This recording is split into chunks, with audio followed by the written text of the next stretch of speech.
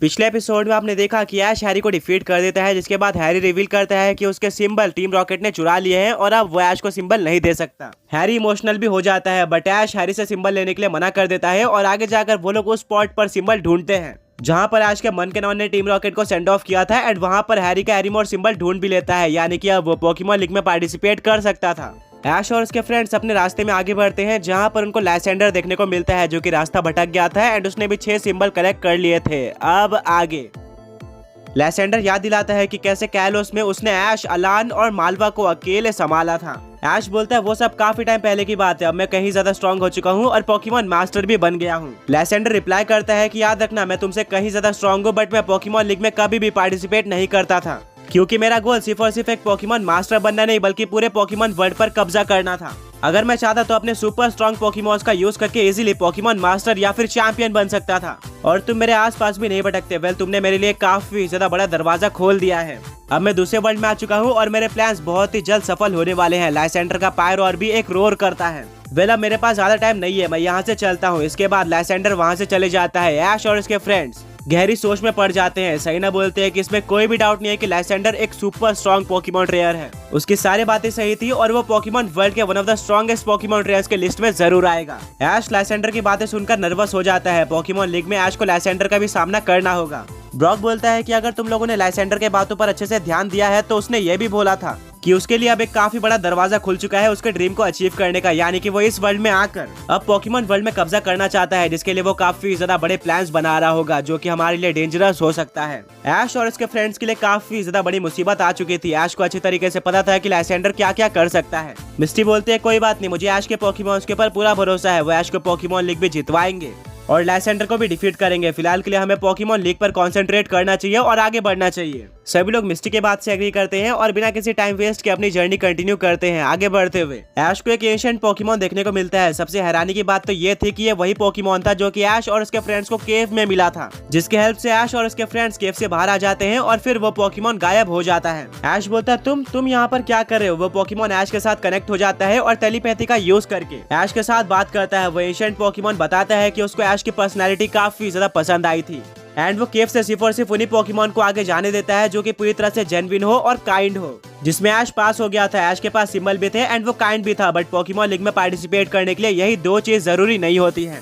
But एक और काफी इंपॉर्टेंट चीज है पोकेमॉन नॉलेज, और इसीलिए अब ऐश का एक पोकेमॉन मेमोरी मैच टेस्ट होने वाला है। ब्रॉक बोलता है क्या एक मेमोरी मैच टेस्ट, ये तो मैंने सबसे पहली बार सुना है, इसमें ऐश को क्या करना होगा।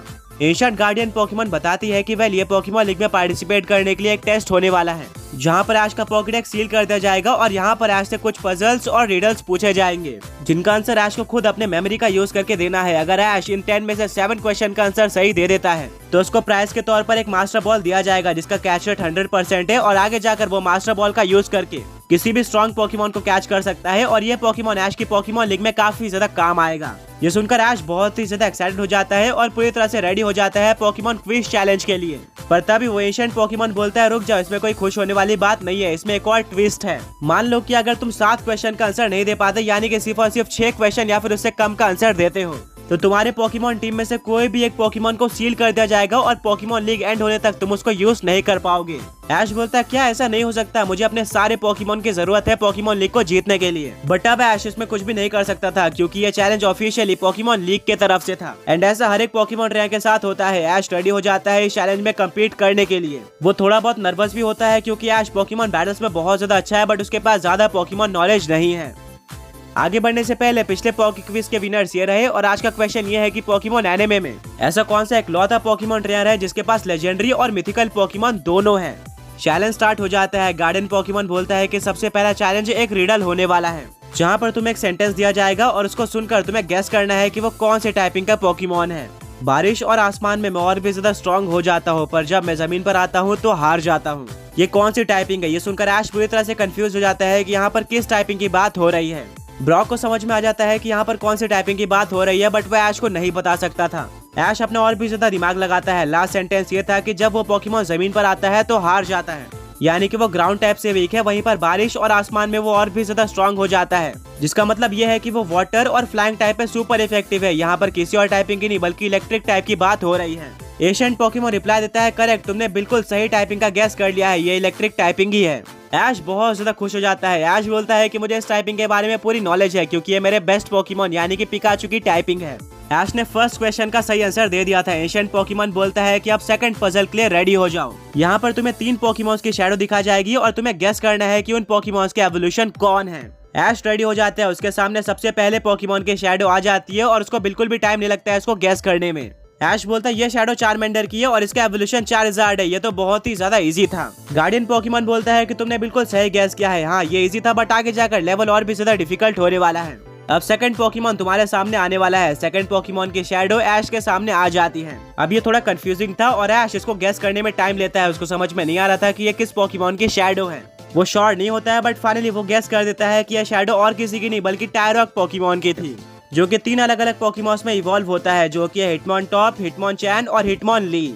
ऐश का गैस काफी क्लोज था। गार्डियन पोकेमोन चेक करता है बट अनफॉर्चुनेटली ये आंसर बिल्कुल गलत था।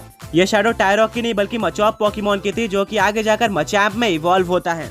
ऐश डिसअपॉइंटेड हो जाता है क्योंकि उसने एक टाइम पर मचॉप सोचा था बट उसको टायरॉक ज्यादा क्लोज आंसर लगता है। गार्डियन पोकेमोन बोलता ऑलराइट, अब तीसरे पोकेमोन की शैडो तुम्हारे सामने आने जा रही है। वो शैडो कुछ इस तरह की थी। ऐश कुछ टाइम तक सोचता है और बोलता है कि क्या ये शैडो रॉल्स की है, बट वो अपना आंसर देने से पहले एक और बार कंफर्म करता है और फाइनली आंसर दे देता है ये शैडो एब्रा की है। बट ऐश को इसका फाइनल एवोल्यूशन भी बताना था। ऐश बताता है कि एब्रा आगे जाकर अलकाज़am में इवॉल्व होता है। गार्डियन पोकेमोन चेक करता है और बोलता है कि आंसर बिल्कुल सही है बट सैडली तुम सेकंड राउंड हार चुके हो क्योंकि तुम मचॉप को सही से गेस नहीं कर पाए थे और अब तुमने 2 क्वेश्चन में से सिर्फ और सिर्फ एक ही का सही आंसर दिया है और ये तुम्हें आगे जाकर भारी पड़ सकता है क्योंकि जैसे जैसे लेवल अप होगा और भी ज्यादा टफ क्वेश्चन आते जाएंगे।